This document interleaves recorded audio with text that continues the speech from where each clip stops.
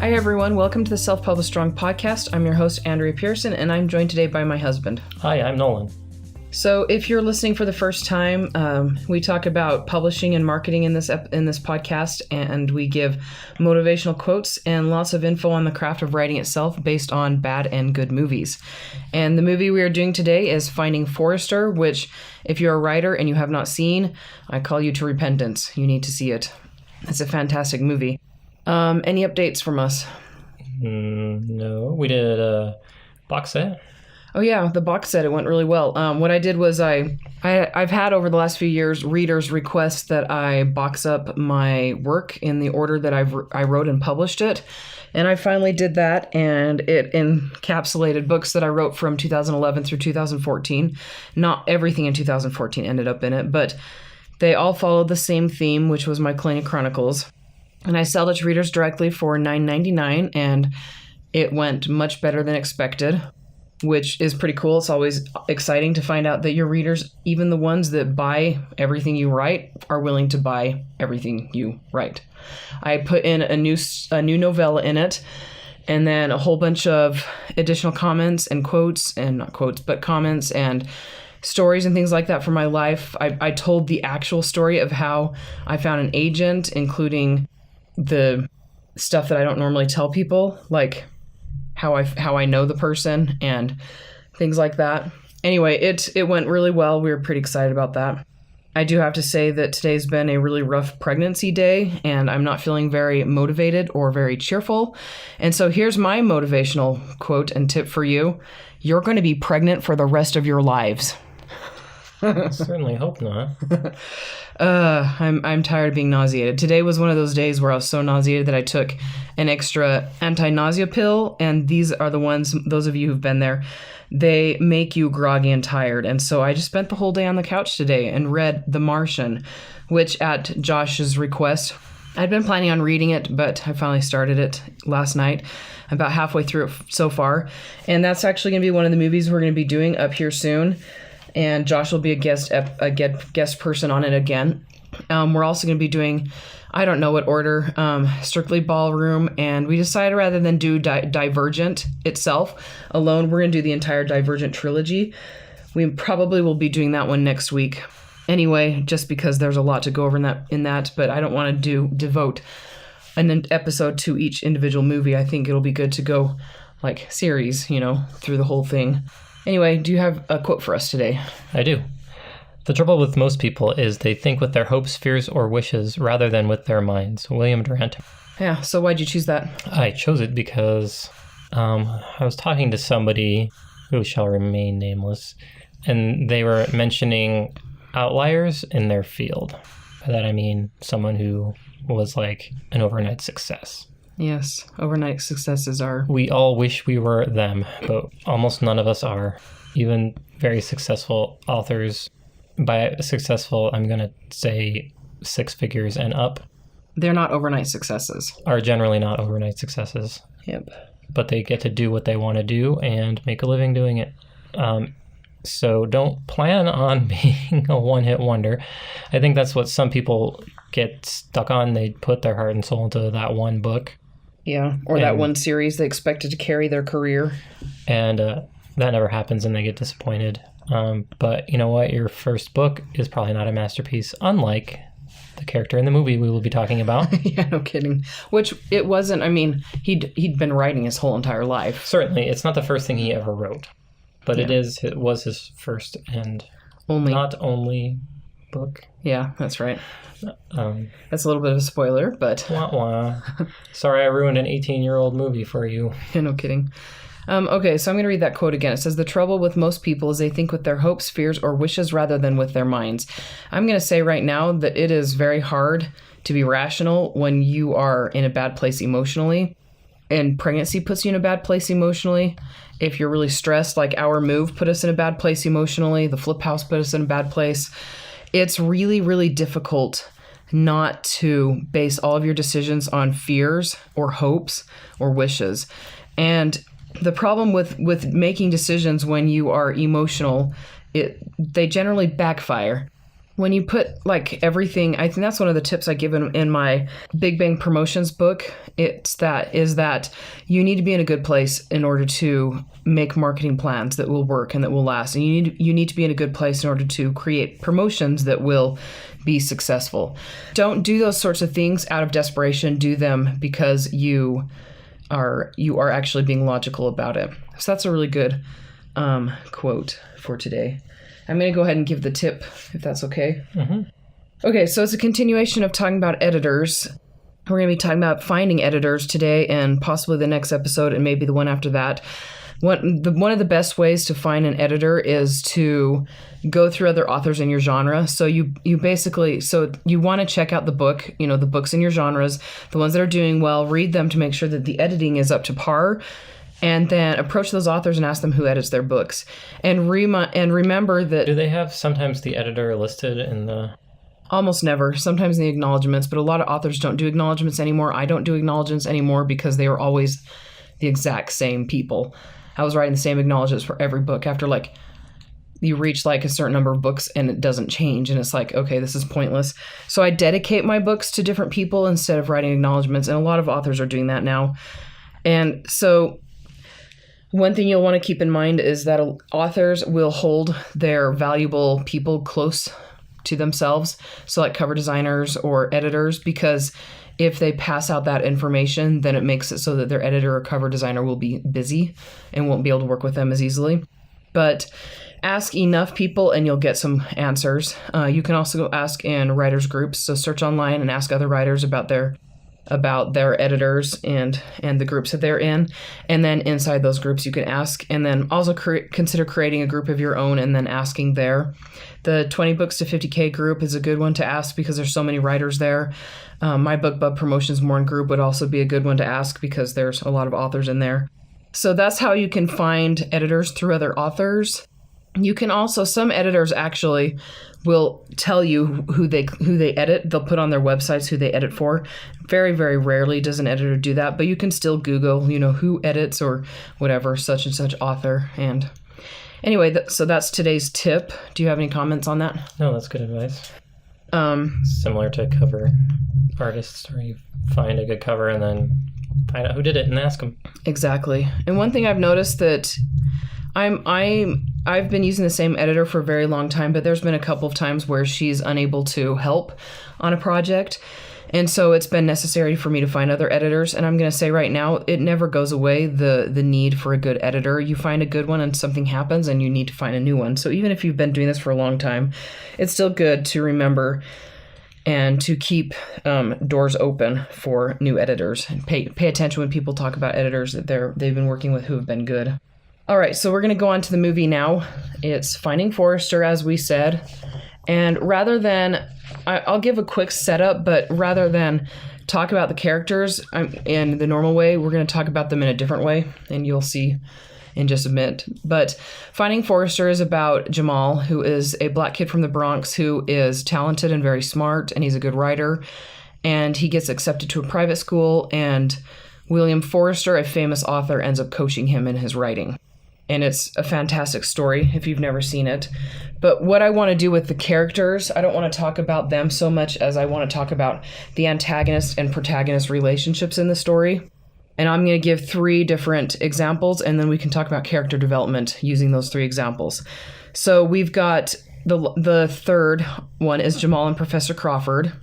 The second one is Jamal and his intelligence. And then the first is William Forrester and the public. And so William Forrester's major protagonist is the public, anybody outside of his apartment. Antagonist, yes. His antagonistic relationship is with everybody outside of his apartment. And Jamal, his antagonist relationship is basically with his intelligence, trying to hide it from people, being at odds with it, not willing to accept it, wanting to be accepted on the basketball court instead of accepted because he's intelligent, and he hides it from his friends. And then, of course, Jamal and Professor Crawford, that's probably the biggest noticeable protagonist and antagonistic relationship. So, comments on Forrester and the public and all that. He's a grouchy old man. He is. Nolan actually said he's going to be Forrester in a couple of years. Yep. He just watches everyone out his window. He's a shut-in. Yeah. Like his food and mail are brought to him and stuff like that. And everybody knows that he lives there and that he's just watches them. They just don't know who he is. They know that he's there. They know that he's got these binoculars. They just call him the window. Yeah, the window, which is very Johnny Deppish. And Jamal and his intelligence, I mean, he's smart and he's hiding it from his friends. Like his class, he gets perfect scores, but on his homework, he averages a C on purpose. On his grades are C's, but they have to take a standardized test. Mm-hmm. And he gets like pretty perfect scores on those. Right. Oops. Yeah. But I mean, it's enough of a challenge to him where he wants to prove himself in some way. And so he's quiet where his friends can see, his friends, they talk about grades. You get a C, he's not going to be noticed by his friends as being smart. But as they said in the movie, basketball is where he gets his acceptance. So tell me about Forrester and his character development when it comes to his personal antagonist. The public? I mean, he doesn't end up loving the public, anybody. I mean, that's not... Jamal. He ends up loving Jamal. Jamal, he does. But that's the one person he comes to accept. He makes a connection with him. Mm-hmm. That does let him become not a shut-in. Yeah. But it's not like he's like a super extrovert afterwards. No, but he comes to accept and he functions around people again. He was not functionable before Jamal. No, then there's a scene where he has like a panic attack. He takes him to a Yankees game or something. A sports game. They never quite get there, so I'm not sure. I think it was basketball, but yeah, that's true. Because the next thing he takes him to is the Yankees baseball field. Yeah. But anyway, so I mean, these characters are, it's kind of like a romance. Honestly, I was thinking this. They're different people with some things in common. Yeah. They build trust over time, and they take a lot of effort. They actually have to try to forge a relationship. Yeah. Forrester reads some of Jamal's writing and liked it, at least enough to be intrigued. Yeah. To where he could go with it. Yeah. And corrects it with a red pen and everything. Mm-hmm. And constipated thinking. Where are you taking me? Yeah. And then challenges Forrester or challenges Jamal to write some more. Yeah. Kind of in an offhanded way, and then Forrester actually does it. Yeah, exactly. So he didn't expect that. He never expected to see him again. He thought that would get rid of him, but didn't. Yep. So, and anyway, once he does get in the door that way, and then they fight a lot. It's so awesome. In there. Because the only person Forrester interacts with regularly is somebody from, like, the publishing company, I guess, or some sort of assistant. The guy who buys his groceries and socks. Yeah, but he's, like, wealthy. Yeah, he must be from a law firm or something. No, because Matt Damon is he's one of them. Lawyer at a law firm, maybe because that guy. Yeah, they never explain who he is. Drives a BMW. That's not an assistant. No. Well, it's a leased BMW. Assistants can lease. I suppose that's true. With his fancy driving gloves and everything, which is kind of silly. You're not a race car driver. No. Anyway, so they have to go through stuff together. Yeah. And they form trust. Mm-hmm. That trust is shaken. Yeah. While one promise is broken, the other is kept. Yeah. And the bigger one. Cost, yes. Yeah, the other one is the bigger promise. You can tell what they are. I mean. Forrester makes Jamal promise that whatever they write together, whatever he writes in the apartment, stays in the apartment. Can never leave. Yeah. And he has an assignment due, and he spends a lot of time writing. And it's a writing assignment, so he turns one in that he wrote in the apartment. And it's really good, and that's a big change from his earlier writing. So the professor thinks he's cheating. Yeah. But he won't tell him how he got so good. Yeah, he won't tell him that he's actually got a mentor now. Yes, who is fantastic. He had talent, but the mentor helped develop his talent in a very short period of time. Yeah, exactly. So, and that's Professor Crawford is the main antagonist of the story, like the most visible one. The literary snooty guy. Yes, and he's actually based on a real professor. And they name who the real professor is, and I'm like, I wouldn't be. Ouch. I know. I'm like, the way they did it made it sound like the professor was okay with it. I'm like, I wouldn't be okay with that. He's a jerk. Yeah. But maybe the professor they base it on is just snooty enough where he's like, yes, that's exactly right. Yes. Anyway, the bigger promise is kept where he would never tell about Forrester because he's kind of like not a missing person, basically. Mm-hmm. Yeah. He just dropped off the face of the earth. Nobody knows where he is, and he liked it that way. And he's sometimes cashes his checks that he gets. He doesn't even do it all the time. Yeah.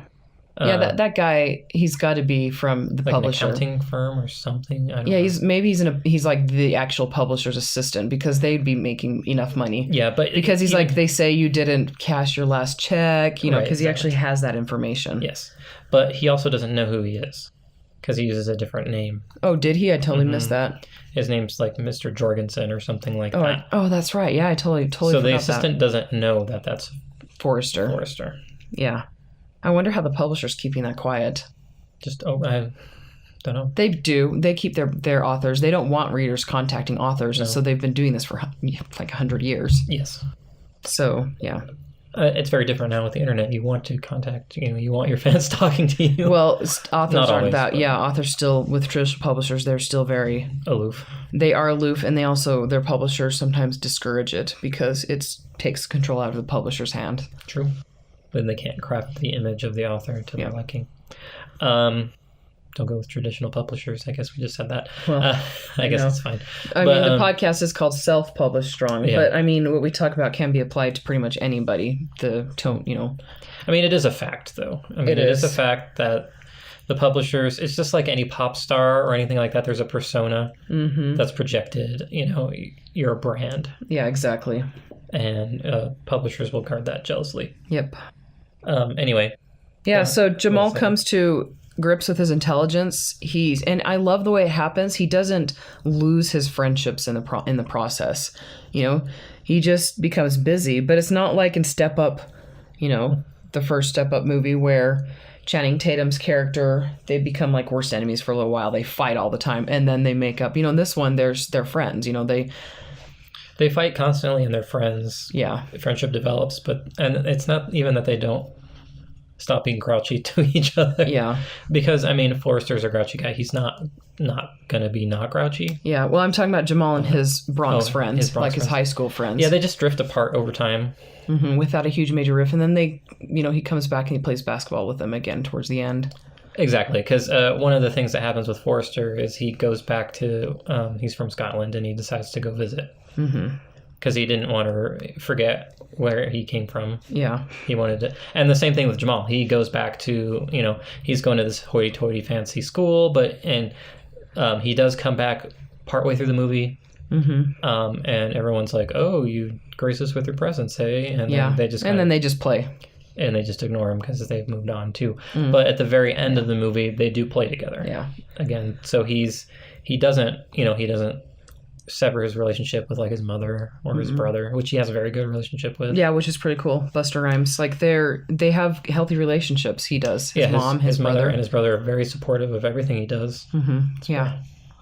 Basketball and academics, which is pretty cool. Yeah, usually they have like the older brother be the screw up or something like that, and he's not. He's got like a regular person job. Yeah. Right. He's a cool guy, and he cares about his brother. He's like, I love you. Be safe out there. Yeah, no kidding. Because he knows it's, they're from a rough neighborhood. But anyway, yeah. There's a falling out, and then, Forrester comes out of his shell to help his friend. Because he's going to get kicked out of school for plagiarism and for cheating, neither of which are true. Yeah. Because he did take some of Forrester's He took Forrester's title in the first paragraph. Right, and that was part of a writing prompt. He like, here, start with this, and then you'll go off on your own at some point. Yeah. And so he had permission. Yeah. And he, writes a really good whatever. Literary. Yes. Something literary. Exactly. And so he did have permission to use part of Forrester's work. But not to turn it in as an assignment. Yeah, as his own, which he wasn't doing. He just kind of did it on a panic, yeah. I guess.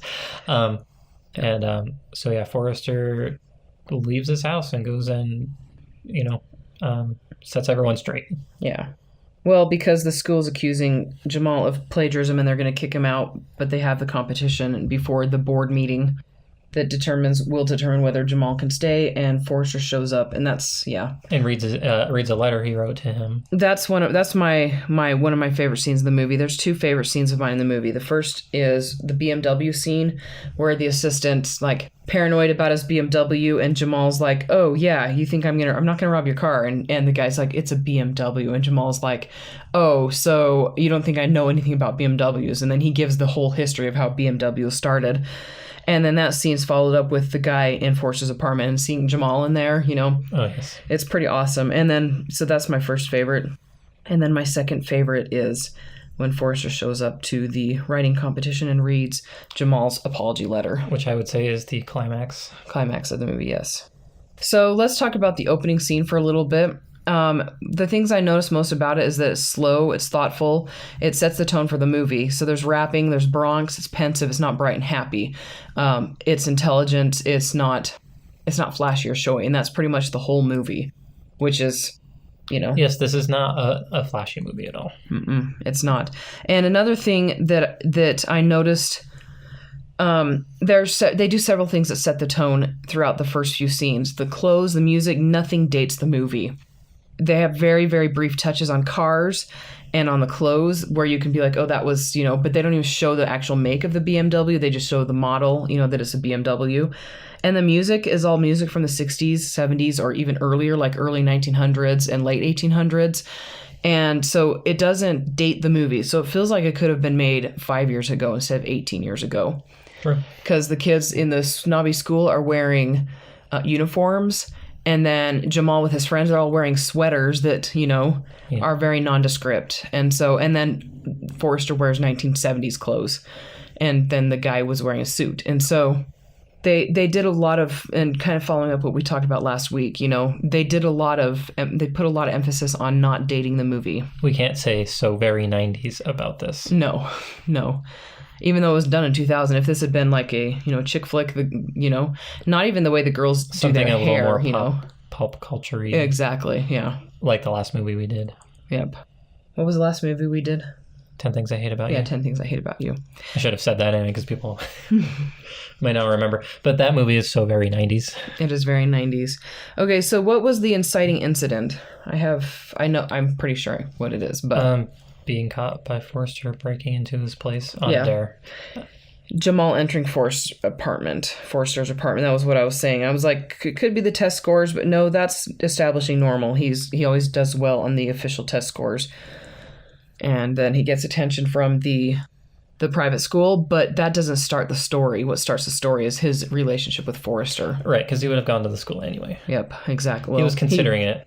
Forrester does push him towards it. Like that question that he has inside him. He's like, you already know where you are isn't where you should be, so you already know you're going to that school, right? And he's like, yeah I guess. Yeah, exactly.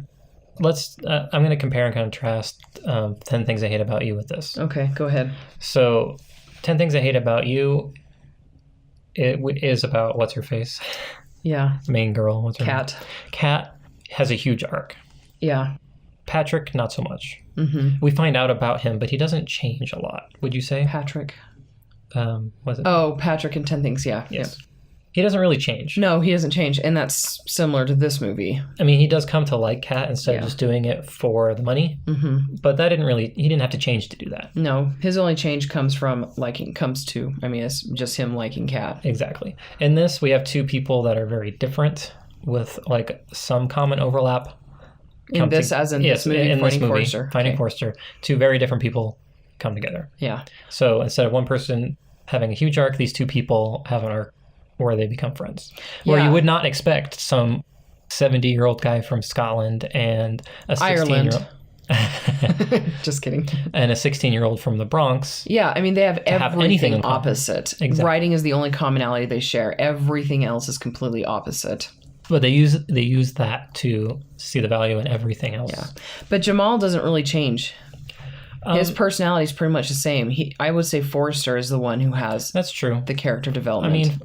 I mean, Forrester does change. He comes to accept himself and his that he writes different than another book everyone else. and publishes it. I mean, Certainly, he has a very big arc. And Jamal is the one who brings about that change in Forrester. That's true. So that makes me ask, is Jamal really the main character? I mean, Forrester is the one that has the biggest arc. He's the one that... But, I mean, Jamal is... I don't say little. We follow Jamal the most. His potential is realized because of Forrester. Yeah. He wouldn't be who he is without him. Yeah, so, I mean, that is a little bit of character development. And the story does follow him the most. But, I mean, generally, where the most movement is where the most interest is, which it makes it the biggest main character. We spend most of our time with Jamal. Exactly. And see things from his perspective. Yeah. But he does change quite a bit. Yeah, he comes to accept himself, and not just that, he doesn't ditch his old friends or life. No, but I think that's part of who he is. Like, his dad ditched him. He didn't ditch. He's right. He's a loyal person by nature. But I mean, Forrester sets that example too. Yeah. I mean, by going back, Mm-hmm. Anyway, yeah. Yeah, because Forrester kept writing the whole time. He only ever published the one book that everyone knows he's famous for. But he never stopped writing. Else. He's got file folders or just drawers and drawers and like by year of just stuff he's written. Which just astounds me because I enjoy hearing what people, like readers, think of my stuff. And I don't feel accomplished until my book has been published. Like, I just feel like it's wasted time. Well, we did talk about our goal should be completing projects, not working hard on them. And then never doing... I mean, the thing is, like, some writers, they write for themselves. I write for myself because I find joy in it and it's my passion, but I also write because I have people who expect me to write. And they find joy, and I find joy when they do. And so now that I've been doing this, I just can't stop. Well, Forrester certainly likes that people read his book. Yes. He actually gets very snooty about it. Yes, he does. Jamal's like, well, back when people are reading your book. Used to read your book. He's like, oh, really? Excuse me? And he kicks him out, and he's like, go see if you can borrow one from the library. And he goes, and there's 25 copies, and they're all checked out. And they're like, would you like to be on the waiting list? It could take a couple months. And when he gets back, Forrester's like, so did you get on the waiting list? And he's like, you owe me dinner. Or whatever he has to buy him. They bet dinner on it or whatever. Yeah. So he does like to be read. Yes, he does. Well, that book, it's like it's his ego trip. Oh, and that's another thing. A lot of authors, well, they don't write books that are masterpieces. And so they write once and then it disappears. Forrester's book, he wrote once and he's still getting positive feedback on it. And so he probably doesn't feel the need, unlike Robert Crawford, the teacher who's forgotten and, wrote a book once that didn't get published because Forrester was a jerk. Sabotaged it. Which I'm like, self-publish! Except in 2000 wasn't plausible, but... No.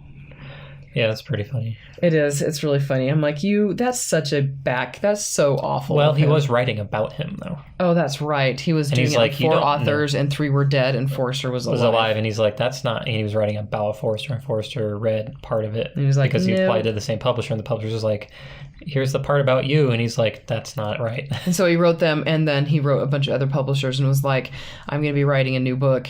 If you want to bid on it, you don't publish this guy's book. Yeah, pretty much. He's like, but you never wrote a second book. And they're like, they didn't know that. No kidding. Except he does at the end. Yeah. Called Sunset. Okay, so I'm going to go on to trivia now, Sure. And then we can do our top biggest takeaways. Man, I butcher that every time. Okay, so there's only actually 2 things of data trivia. And let's see. So Sean Connery can't type. They had to use someone else's hands in the typing scenes. And so but you never see what he's typing, so you don't have to. You can just mash the keys. It doesn't even matter. Exactly. And then the data that Forrester or that Jamal looks up on Forrester is actually Sean Connery's information, like his birth date, where he was born, all of that, where he grew up. The pictures are all him. So, which is awesome if you've got a longtime actor, you can access that kind of stuff, Yeah. very easily. And then, I mean, this wasn't trivia, but it was something that you get in the extras. So Rob, his name is Rob Brown, I think. Jamal, the guy who plays Jamal, the only reason he auditioned to be in the movie was to pay a cell phone bill. And he caught the eye of Gus Van Sant, whatever the director's name was. And the director's like, hey, you could be actually the main character. And so he had him audition opposite Sean Connery, which, by the way, I would... It would be intimidating. It would be incredibly intimidating. He has quite a bit of experience. Yeah. But anyway, so they said that he's... James Bond! Yes. They said that Rob was a natural and that he could play basketball. And so they needed somebody who could play and who was natural. which is good. Yeah. We didn't talk about his basketball rival, but that's okay. No.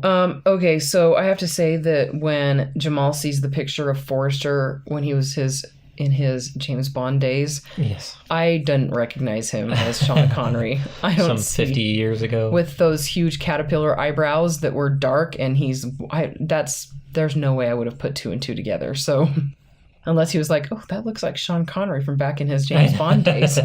Yes. You want to go ahead and give your takeaways? Characterization is What done about very it? well in this movie. Yeah. Pay attention. Yeah, it's done very well. So how's that a takeaway for authors? These characters are themselves. They're different from each other. You can tell their dialogue, even when one's not using slang, Yeah. are very different. Yep. Something that TV shows and movies do is they actually have different writers write people's lines. Oh, that's interesting. So it's totally different feel.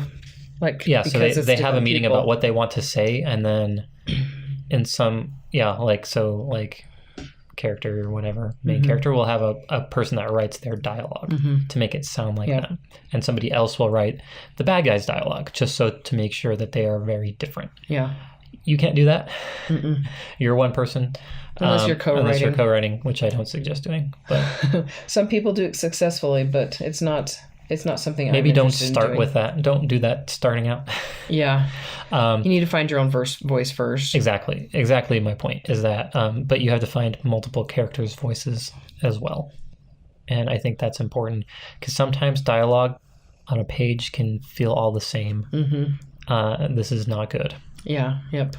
So I would say characterization, important. Yeah. The way they act, the way they feel, what they say. Even if they were both to say make the same point, they would use different words. Yes, they would. And they would be specific to that person. Yeah.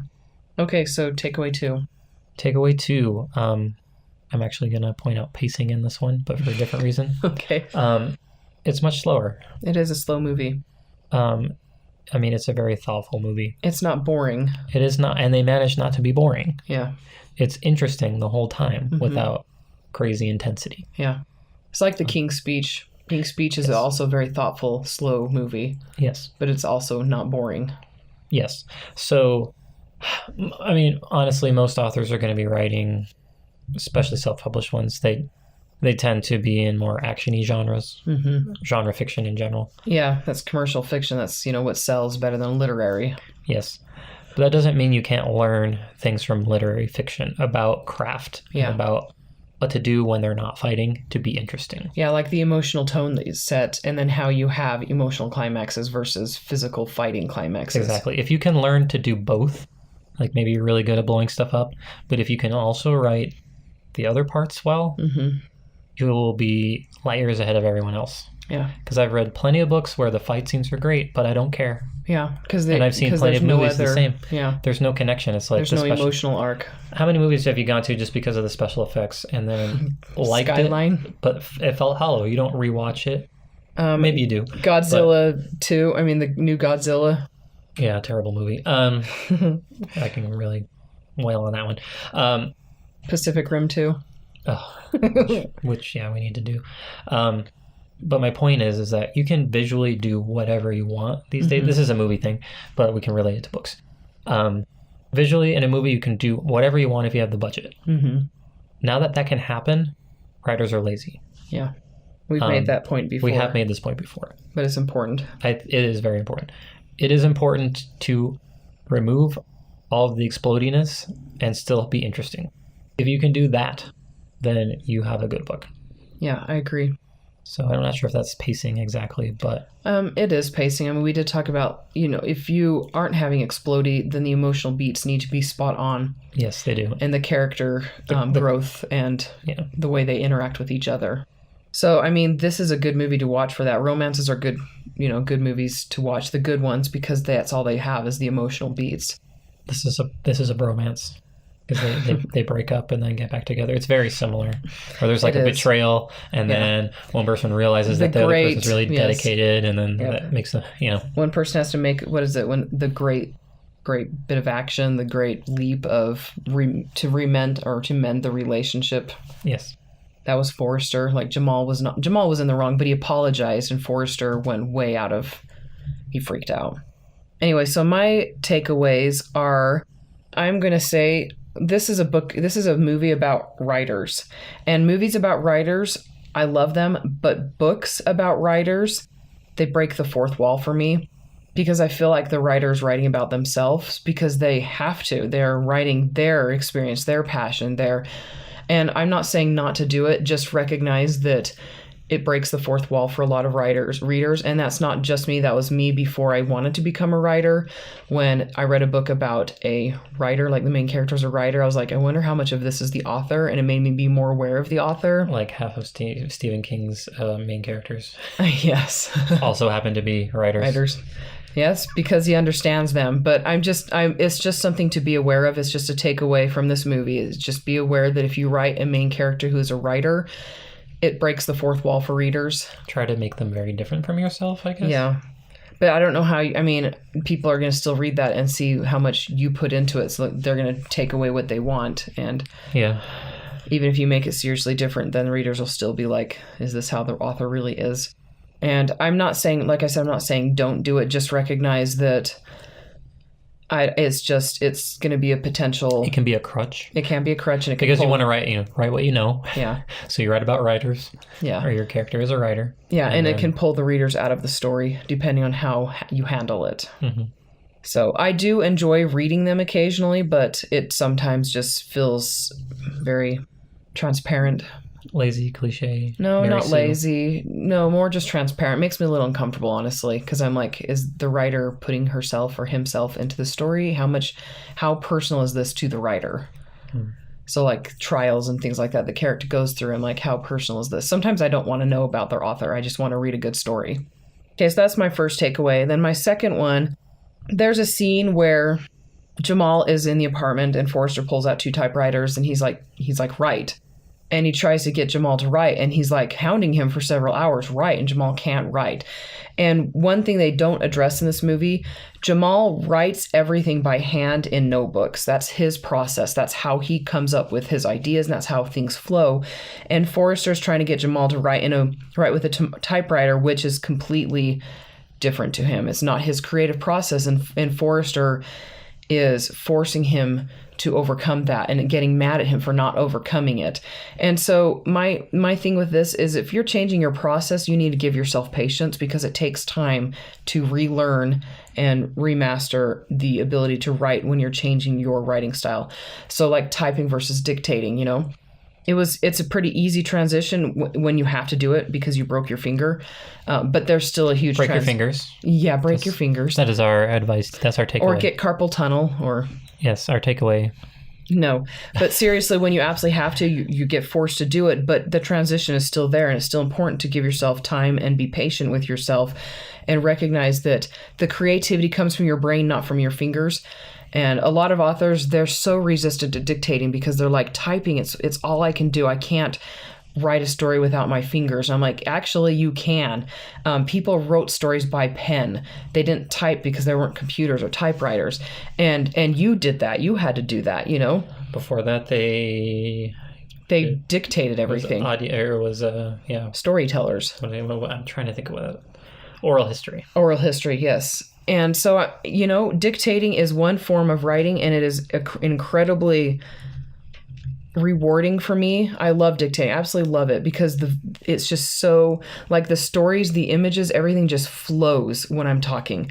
And it didn't at first. It did take me a little bit of time, but I would say you need to be prepared for something to happen. Then the number one cause of writers to stop writing is carpal tunnel and stress, back pain, and things like that. So don't be opposed to learning a new process, but when you have to learn a new process, be patient with yourself. So, yeah, I think that's it for today. Do you have any final comments? No. This is a good movie. This is in our good movie category. It is. It is a very, very good movie. It's not the sort of movie I would have watched voluntarily. Did you watch it for the first time with me? Yes. That was a few years ago, and we've watched it several times since. 2 or 3. Not very often, but yes, it's I forgot how much I enjoyed it when I watched it again, actually. I didn't even write any notes down. I was actually just watching the movie for the sake of watching the movie. It's one that I like to watch about once a year, once every 2 years, just because it's familiar to me, a writer, and then I just love those two scenes, the BMW, and then when Forrester comes in and basically puts Crawford in his place. It's pretty awesome. Anyway, so that's it for today. If you have any questions, send me an email at andrea@selfpublishedstrong.com. And we're still trying to figure out our Patreon support stuff. I think for now we're just going to not worry so much about that. So email me if you have any questions. We'll get all that figured out. And we need to do a marketing episode where we answer questions in the future. And we'll talk to everybody later. Bye. Bye.